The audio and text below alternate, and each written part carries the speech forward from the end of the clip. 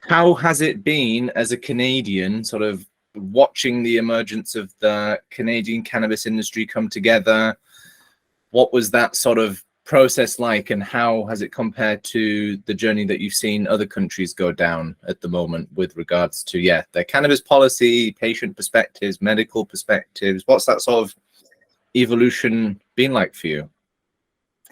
When Canada legalized cannabis, I don't want to say that it was like an extreme shock, because Canada has always been a country that's a bit more laxed with cannabis consumption and the use, especially for medical. We've had a medical program for a while.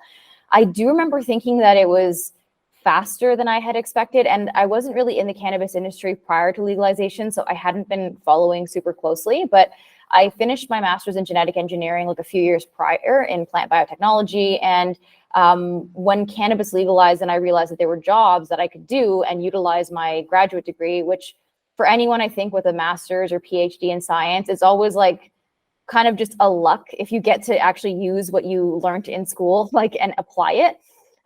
So I was really happy that there were positions in cannabis tissue culture. That was the first job that I got in the cannabis space, and I've been in cannabis since then. Watching the legalization in Canada and some of the pros and cons of the ways that it happened, some of the challenges, I'm sure everyone in the world has heard about the fact that we've had to destroy quite a bit of cannabis. There's been losses in the multi-billion dollars.